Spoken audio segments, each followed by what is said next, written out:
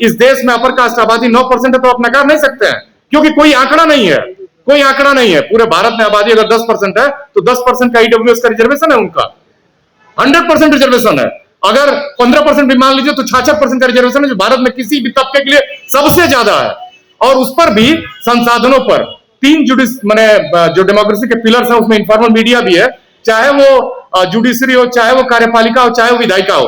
विधायिका में इसी 10% लोगों के 42%, 43% एमपी हैं जो कानून बनाते हैं इस देश का। आप नहीं समझते हो कि इस देश के साथ कुछ गंभीर रूप से गड़बड़ है? आपको नहीं लगता है कि इस देश के साथ बहुत बड़ी समस्या है? आप कह दो कि विश्वगुरु का नारा उछाल दो। इतना उत्पीड़न है कि ओबीसी तो ऐसा समाज है जिसकी कोई पूछने वाला नहीं है। ओबीसी लड़कियों का पीएचडी, साइंस में जाइए आप, किस तरह की साजिशें होती हैं, कितने बच्चे पीएचडी कर रहे हैं।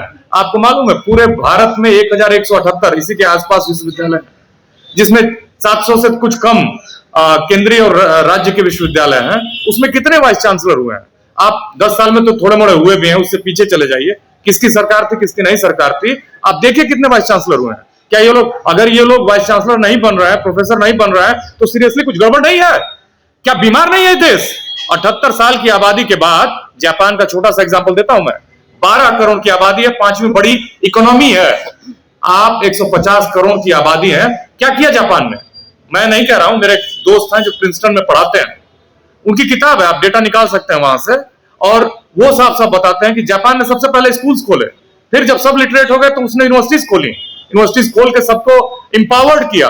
वहां जो एक लेबरर है ना, सिंपल सा, वो 14 साल की ट्रेनिंग करता है, पढ़ाई करता है। हमारे देश में 8 साल तक लोग पढ़ते लिखते हैं, जो मतलब लेबर का काम कर रहे हैं या फिर स्किल्ड लेबर भारत क्लेम करता है। तो आप देखिए कि कितनी बुरी हालत है। हमारे आईआईटीज, आईआईएम्स, कितना इन्होंने क्या काम किया। आप कहते हो कि हमारा जीन सर्वश्रेष्ठ है, आपने कितने नोबेल जीते हैं? मैंने अंग्रेजी में आप कह रहे हो कि मेल करो हमको डिसेबिलिटी स्टडीज में और हम तुमको पीएचडी कराएंगे। अंग्रेजी के जो डिपार्टमेंट्स हैं इस भारत देश के, उन्होंने कितने नोबेल जीते हैं? गुरुदेव रविंद्रनाथ टैगोर ने लास्ट 1913 में जीता था, वो कोई एकेडमिशियन नहीं थे। नोबेल कोई पैरामीटर नहीं है, लेकिन बुकर भी कोई जीत के दिखाया हो तो बताए मुझे, नाम ले ले। पुलित्जर भी दिखाया हो जीत के तो बताए मुझे। मेरा कहने का मतलब यह है कि मेरिट आपके लिए दूसरे पैरामीटर्स हैं, इनके लिए दूसरे पैरामीटर्स हैं, ऐसे थोड़ा ही होता है। आप देखिए 45,000 कॉलेजेस हैं, उसमें 35% गवर्नमेंट कॉलेजेस हैं, 16,000, 18,000। मेरिट सब बोगस कॉन्सेप्ट है, बेकार की बातें करते हैं ये लोग। ये आप जो कॉलेजेस है 35% गवर्नमेंट कॉलेजेस हैं, बाकी जो 65% कॉलेजेस हैं उसके 90% मालिक कौन है? वो आप मालूम है, ये जो रेगुलेशन है उसमें सबसे पहले रील बनाई ब्रजभूषण शरण सिंह ने।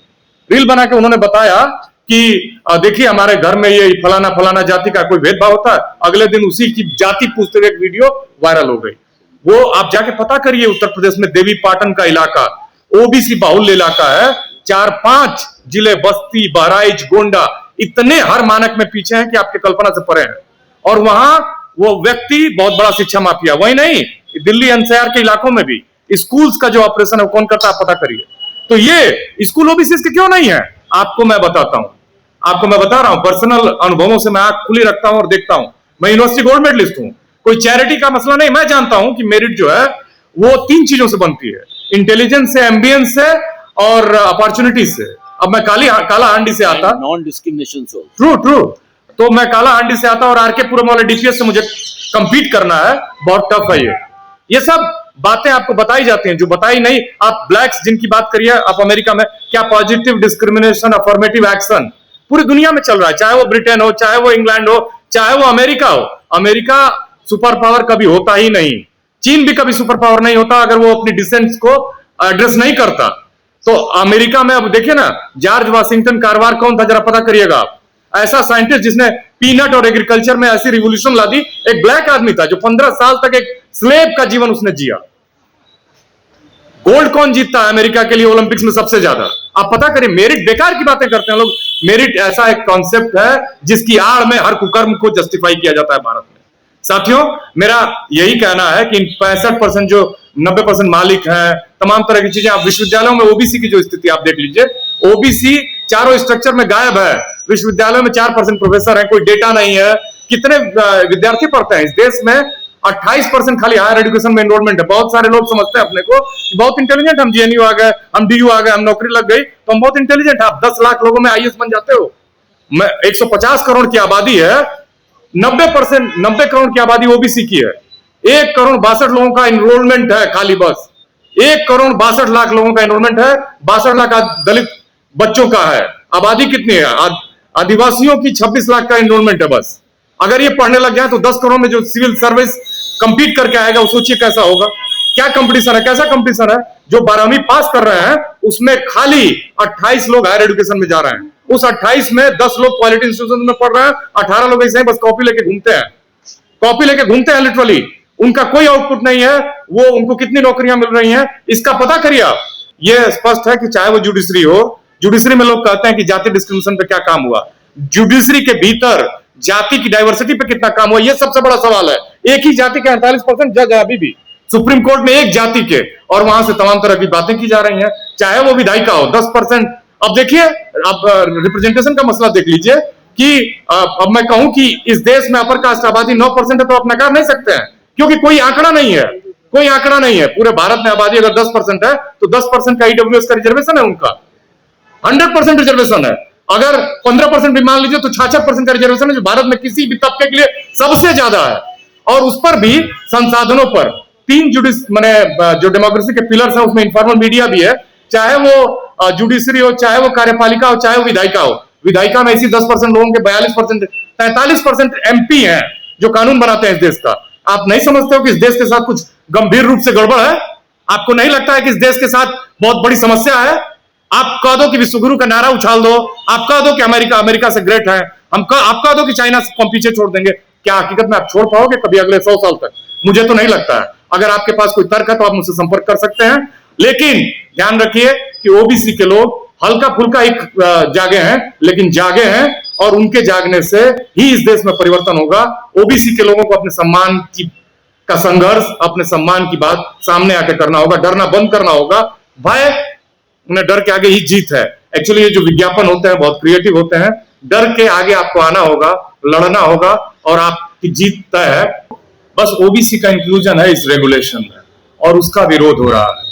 इसलिए विरोध हो रहा है क्योंकि उनको मालूम है कि एससी एसटी को हम लंबे समय तक बिना मजदूरी दिए भी दबा सकते हैं। ओबीसी अगर इनके साथ क्लब हो गया तो समाज बदल जाएगा, हमारा प्रिविलेज खत्म हो जाएगा। ये जो विशेषाधिकार है ये उसका संघर्ष है। अब मैं आंकड़ों के साथ और व्यवहारिक उदाहरण के साथ आपको समझाऊंगा कि ये कैसे काम करता है। अभी 10 दिन पहले मुझे एक लड़के ने फोन किया जो पीएचडी के लिए ट्राई कर रहा था, और वो दोनों आंखों से देख नहीं सकता है, ओबीसी है, और उसने एक विश्वविद्यालय का पीएचडी का एंट्रेंस क्वालिफाई किया है, बनारस हिंदू यूनिवर्सिटी का, और वो पूछ रहा था कि सर मेरी मदद करिए, मुझे सुपरवाइजर ढूंढना है, क्योंकि वहां से मेल आया कि डिसेबिलिटीज स्टडीज में आप अपना सुपरवाइजर खोज लीजिए। अब दिक्कत यह है कि वो सबको मेल कर रहा था, सब उसको मना कर रहे थे, सब ये कह रहे थे कि डिसेबिलिटी स्टडीज में हमारा कोई काम नहीं है। अब वो लड़का, स्वाभाविक है क्योंकि डिसेबिलिटी स्टडीज एक नई स्टडी की एरिया है। अच्छा, विश्वविद्यालयों में आप कहोगे कि स्पेशलाइजेशन के आधार पर हम रिसर्च स्कॉलर अपॉइंट करेंगे, हम लेंगे, हार्वर्ड और मानक रखोगे आप हार्वर्ड और ऑक्सफोर्ड का, और काम करोगे दूसरी तरह से, अब उसको सुपरवाइजर नहीं मिलेगा, उसकी पीएचडी में एडमिशन नहीं होगा। दूसरा एग्जांपल मैं आपको बताता हूं, मेरा खुद का रिसर्च स्कॉलर, मैं दिल्ली विश्वविद्यालय पर सेल लियन पे था और केंद्रीय विश्वविद्यालय झारखंड में पढ़ा रहा था। मेरा जो पहला रिसर्च स्कॉलर था उसने पीएचडी कंप्लीट कर ली थी, और उसको वो पीएचडी जमा करनी थी। मैंने उस यूनिवर्सिटी को छोड़ा नहीं था। 15 जुलाई 2015 को मैंने उस विश्वविद्यालय से को छोड़ा और फिर वापस अपने इंस्टीट्यूट को ज्वाइन किया। उससे पहले मैंने अपने एक्टिंग वीसी, मेरे पिछले वीसी का कार्यकाल खत्म हो चुका था और वहां एक्टिंग वीसी थे, और उनको मैंने लिखा, लेटर लिखा, लड़के ने भी लिखा कि मेरी पीएचडी कंप्लीट हो गई है, मैं इसे सबमिट करना चाहता हूं। वहां की उस समय की हेड और तमाम डिपार्टमेंट के लोगों ने, वाइस चांसलर ने भी उसकी पीएचडी पे कोई क्लियर डायरेक्टिव नहीं दिया, हेड ने जमा नहीं होने दिया। हेड आप जानते हो उसी वर्चस्ववादी जाति से आती थी, उसका पीएचडी नहीं जमा हुआ, शेड्यूल कास्ट जाति का लड़का था। बाद में उसको कोर्ट जाना पड़ा, वो आया मेरे पास, मैं यहाँ था, कोर्ट गया। कोर्ट जाने के बाद 2 साल तक मामला चलता रहा। सुपरवाइजर मैं ओबीसी था, उसका जो वकील था वहां से एक लोकल कोर्ट का जज था, और बाद में प्रैक्टिस करता था सुरेन, और तीनों आदमी हम मिलकर, दिल्ली से हमारे एक और साथी थे तमिलनाडु के जो ओबीसी हैं, वो उन्होंने भी मदद की। इन सभी ने फी नहीं ली उसकी।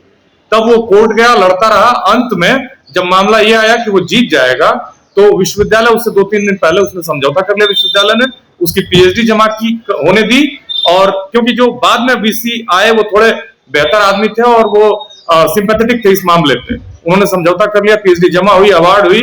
लड़का आज उत्तर प्रदेश के एक कॉलेज में परमानेंट नौकरी कर रहा है, प्रमोट भी हो गया, आगे भी जा रहा है। जाति का चमार था, सुपरवाइजर अहिर, और वकील जो था वो सोरेन आदिवासी। ये स्थिति थी कि आपको पीएचडी अगर बिना कोर्ट जाए आप नहीं करवा पा रहे हैं तो आप क्या करोगे? कैसे इतने कितने बच्चे माने कोर्ट जा पाते हैं, फीस दे पाते हैं, कितना लड़ पाते हैं? आप नहीं समझते हो। जो डिपार्टमेंट्स होते हैं ना, उसमें जो ज्यादातर कब्जा है इन्हीं लोगों का है।